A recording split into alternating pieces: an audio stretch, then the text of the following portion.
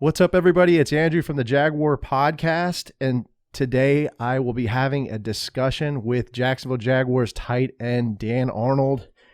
Dan Arnold attended the University of Wisconsin, Plantville. He played football there, and then after that, he went undrafted, but then earned a spot with the New Orleans Saints and played for a couple of other teams too, the Arizona Cardinals, the Carolina Panthers, and then joined the Jaguars in 2021 from a trade with the Carolina Panthers. He has a career 86 receptions, 1,123 yards, and 7 touchdowns. Give it up for tight end Dan Arnold. What's up, Dan? Thanks for being on the show. Really appreciate it. Yeah, absolutely. My pleasure being on with you. So, Dan, I know you had that injury in Week 12 against the Falcons. I believe it was a strained MCL. Yep. Have you been able to, how's your recovery been going? Have you been able to participate in Veterans Minicamp? Yeah. So I was actually cleared to return at the end of the season last year, right before the last game, and rehab went well. It was a 4 to 6 week kind of injury, and so they put me on the return to play list at the end of the year last year. So I was actually cleared before the season even ended, but they decided they didn't want to use me for the last week. I went out there and practiced, and I was like, hey, if you guys want me to play, want me to go, I'm here for it. Yeah, they just decided, we'll play it safe. It's the last game of the season. Yeah, other than that, OTAs have been great. It feels awesome, and it's ready to go. Pretty much, better than what it was before. So that's usually how rehab kind of goes. Nice. Yeah, I'm glad, they played it safe, and now, you're feeling good and you're back in minicamp. So that's awesome. I was looking into your background, and I know you played, you played football over at University of Wisconsin Plantville. It's a D3 school, and then you come out undrafted, but then you earn that roster spot with New Orleans. It's an amazing story. Can you kind of walk me through that, like how that transpired and what kept you kind of going to get that spot? Yeah. I came in as a receiver. That's what I played in college, and just coming from a small school, it's always tough getting drafted, regardless. But at the end of the day, it really doesn't matter where you're drafted or where you come from, as long as you can come in and make plays, and those opportunities that you get in the preseason and throughout training camp, you make the best of them, and if you can play, you can play. That's something I think Coach Payton has had success in New Orleans in the past. I mean, you look at the undrafted guys that have played under him. He doesn't really care if a guy's gonna ball out for him, he's gonna play him. So I was lucky to be able to get a shot at New Orleans. I ended up tearing my shoulder my rookie year, so I was able to just kind of sit in the meeting room throughout the entire year and just be there and learn football. Because coming from a Division III school, we didn't really have a lot of complexity to the offense. Not anything like, especially Coach Payton offense. So I just got to sit and learn football at the highest level, and I think that really ended up helping me out in the long run. And then my second year in the league, came in the summer of OTAs, and Coach Campbell, who was a tight end coach in New Orleans, who's now with the Lions, he approached me. He's like, hey, you're a really good athlete. You can move around in space. I think your best shot, if you want to make this team, is to switch to tight end. And of course, I looked him in the face and I was like, if you're telling me my best chances to be a long snapper or do anything in the NFL, I'm going to do it. So that was kind of how I handled it. I was like, I was ready for the challenge. But I was more lucky than most people because I had Coach Campbell with me in New Orleans, that I was able to learn from him and how patient he was with me. And just surrounded by good vets. Josh Hill is a guy who kind of flies under the radar his whole career, but he is a pro's pro. He truly is. And I have the greatest, utmost respect for him. And just being able to sit and learn from him every day was awesome. Whether it was intentional on his end, whether he was thinking he was, teaching me, but just watching the way he carried about his business day in and day out is something that I try to emulate now. And I didn't really realize how much I took it for granted until I got older in the league and realized like how much I had really learned from him. So yeah, I had a lot of luck coming from the small school, coming from Division III, but just making the best of the opportunities that you had, and being able to watch vets and learn from them and just soak it all in, and that's what carries you on for a longer career than usual in the NFL.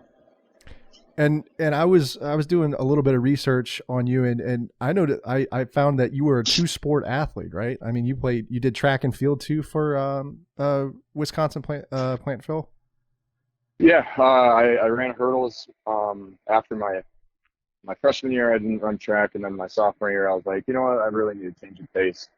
I wasn't having success on the football field like I liked, so I was like, let me just go back and do track and get some speed and help kind of just have, I ended up going to nationals that year for Division III, and it just kind of sparked me to push me even further in my collegiate career, and to really start making me push. And it's like, if you want to be a game player and a game maker and, all those things, you got to just compete at the highest level day in and day out, no matter what you're doing.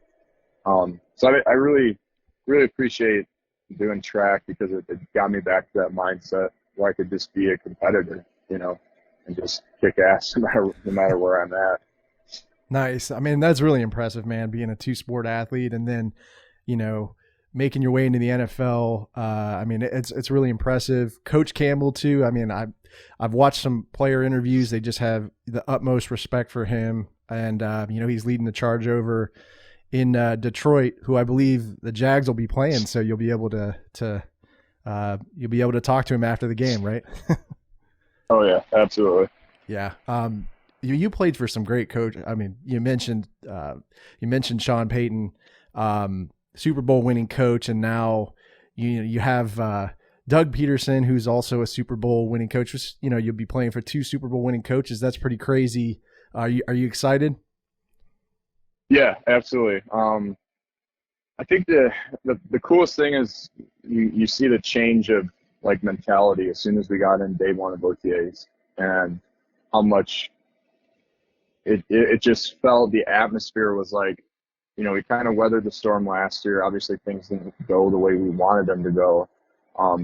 And I think the guys are just looking for somebody to come in and just show some leadership, somebody who's been there before, and he was like, hey guys, look,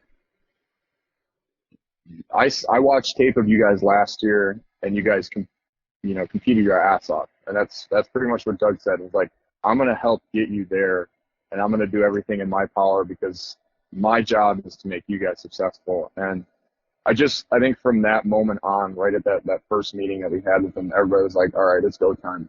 And I think when you do really look at the locker room that we have in Jacksonville, it's like, why aren't we winning games? And we have such a talented roster, and we have the ability to just go out and take the league by storm. And, I think that's kind of the mindset right now, where it's like, who cares if we're like rebuilding the program, rebuilding phase, like got a new coach this year, had a brand new coach last year, yada, yada, yada. No, we're going to go in and we're going to compete every single game, and we know we're going to have the scheme to do it. And we're going to surprise some people this year. I guarantee it, because there's no way that this talented of a roster should be losing games. There's just no way. Yeah, I agree, man. You guys, I think a lot of people are unfortunately sleeping on you guys, but I think they're going to be really surprised. Like you said, I think Doug's, he's got great energy, and he's bringing a lot of positivity and focus into that locker room. So I'm excited for it, man.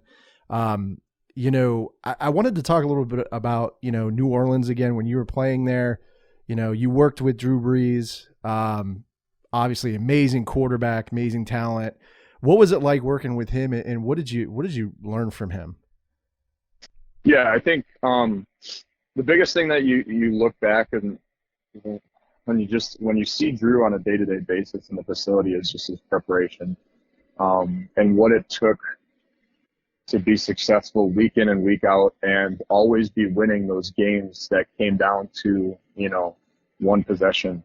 And the amount of attention to detail that you really truly have to have in a practice all throughout the week, and then once you get to the game, is incredible. And Drew is really a master of that, and he forced guys to be put in that position where, even in training camp, like, hey, we have to have this detail like now, and like that's gonna be the difference. You don't know when that difference is gonna come. You don't know what game it's gonna be, but if you can do it right now in practice, it's gonna help us when we get to the season. And just the leadership that he showed with all of that, and he's he's in the facility for long hours and watching film. It's kind of funny. It was in New Orleans, the quarterback room was kind of the unspoken tight end room as well. So we had our tight end room, which had the tight end nameplate, right in front of the door that said this is where the tight ends meet. But you walk in there at 5:30, 6 o'clock in the morning, and you're going to watch film, and there's Drew with all the quarterbacks watching film in your room, just because we didn't have a quarterback room for some reason, because they just either go up to Pete's office or something, or somewhere else to go watch film. So it's kind of funny, but you just see the amount of time that he spends in the film room just watching. 5:30 in the morning he's there, and then when we're all done with our day, 6 o'clock after we all ate dinner, he's still in there, like, just taking care of business. No detail was missed with him, and that's truly a generational quarterback, and it speaks volumes as to like all of the success that he had in his career, because he was a different breed of human being. His mind worked in football ways that 99.9% of guys just wouldn't be able to comprehend. And it was truly, truly like awe-inspiring to be able to watch that day in and day out and just be like, wow, holy cow, this is greatness. Just seeing it every day. So it was cool. It was a really cool experience. Yeah, I mean, that's got to be just being able to sit there, and I imagine his focus and his hard work ethic is just contagious. So that's awesome, man. And so I wanted to talk a little bit about your involvement with a organization called Gigis Playhouse. It is a nonprofit organization that provides career development for individuals who have Down syndrome. I think it's a great cause. I was just kind of curious and wanted to know what your level of involvement was with the organization and some of the projects you're working on. Yeah. So my wife Morgan, one of her best friends from college, her cousin is involved with the Gigis Playhouse in the Quad Cities. In that's like Iowa, Illinois border is where the Quad Cities are. And so we got connected with them from her brother who wanted to do some stuff. And so this year last year, we decided to do the My Cause, My Cleats with Gigi's. And so we had her brother's daughter, Zoe, goes to Gigi's and is pretty involved with Gigi's. And we had her design the shoes. Like we had her like make a drawing, and then the artist was able to replicate her drawing and put it on my shoes for the My Cause My Cleats. And they're going to auction it off in their gala for it's like their annual gala for the Gigis Playhouse, and that's in sometime in the fall. I think it's in October, I believe. So they're going to auction off the cleats, and then the proceeds will go to the Gigis fund. But yeah, we've gone for they do a 5K every year kind of during this time. So we were just there a couple weeks ago. It's kind of like the Quad Cities, this big fundraiser event for that, and then they do like some raffle off and stuff like that. And just being able to spend time with the kids, and just seeing, the joy on parents' face when all of them are together, and, being able to just be there for them and take pictures. And, of course, Zoe loves my wife way more than she loves me, but that's all right. Yeah, no, I think, Brian is Zoe's dad, and just seeing the joy on his face.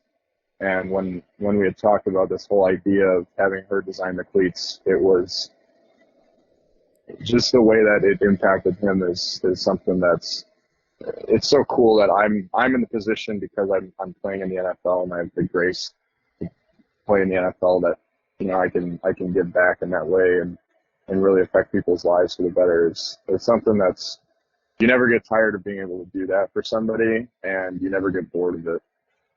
And just seeing the true emotion on people's face when you're able to do that is incredible. Well, hey man, absolutely. I mean, kudos to you and your wife. I mean, you're doing amazing work, and it's just amazing. Um, you mentioned we were talking about Drew Brees and leadership.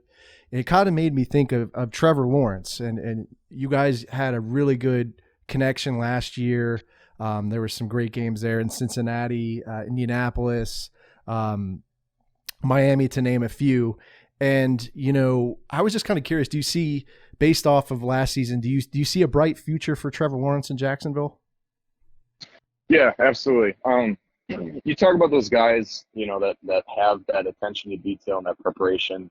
Um, and Trevor is definitely one of those guys where you see those glimpses of Drew Brees-esque type characteristics. Um, and that's when it's like, okay, he's going to be good. And no matter what circumstance he's in, he's going to be able to perform and just make the best out of it. So, yeah, I think really the sky is the limit for Trevor. He's got all the intangibles. I mean, look at him. He's a generational type quarterback. Just looking at him, he's tall. He's got a good arm. He's accurate. He's smart, and he can read defenses better than a lot of rookie quarterbacks that I've seen and been in camps with. And just to see that level last year already, I was like, holy cow, this is actually kind of crazy.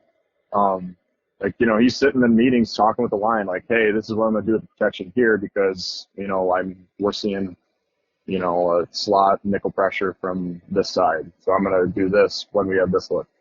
And you just don't see a lot of younger quarterbacks have that ability to like talk to an offensive line, a center who's been in the league for X number of years, and like he's telling them, hey, this is what we're doing. So it's pretty cool to see Trevor at that level already, and then you just know it's like it's coming. Yeah. Whether it be 2 years, whether it be another 4, like it's coming. He's gonna be really good. Just let him do his work, and he'll be there. He'll be there. So Yeah, that's good to hear, man. I'm really excited to see you guys next year and see how you and Trevor do on the field. I want to close out with one last question. What advice, Dan, do you have to a young athlete who's aspiring to play in the NFL? yeah, I think the biggest thing I would say the biggest thing that I struggled with um, was holding on to every single little play that happened. I got in my head all the time. I didn't make the catch that I wanted to make a catch, and I let myself down, and I just would hold on to it all the time. But the NFL is truly a mental game, and if you can push past that and just be like, okay, I'm going to be where my feet are, and not think about all the negatives, not think about all the positives, just think about what I am doing in this moment right now and be able to push everything out. That's how you can be the most free player that you're going to be. And that's something I didn't really learn until, last year, the year before. And early on in my career, I was trapped in my own brain, and in the mental aspect of it, I was just locked. And then I would let one play trickle down and affect all of the other plays that were going to happen after. So yeah, that would be my biggest thing is finding that like guys like to call it the Mamba mentality, where Kobe would be in that moment and he wouldn't let anything else. He's like, why would I let that shot that I missed affect the shot that I'm going to take next? And just kind of that mindset is really how you be the best player and aspire to the greatest player that you're going to have the ability to be. So yeah, that would kind of be my best point that I would say to a young guy. Well, I think that's great advice, Dan, and thank you so much for taking the time again to come on the show. I really appreciate it, man. It's been a blast talking to you. Excited you're back at full strength, and really excited to see what what you can do this upcoming season, man. I'll be rooting for you. Yeah, absolutely. I appreciate spending the time to talk to you. And yeah, it's always fun to be able to give some advice to these young guys and go back to the glory days. Great. All right, it's Dan Arnold, everybody, and we don't forget to subscribe to the channel, Jaguar Podcast and FL Teams, and we will see you next time. Duval! What's up, everybody? It's Andrew from the Jaguar Podcast. Hope you enjoyed the video, and if you did, there's more content over here. Don't forget to subscribe to the channel as always, and remember, this is a podcast, so you can find this pretty much wherever you find podcasts.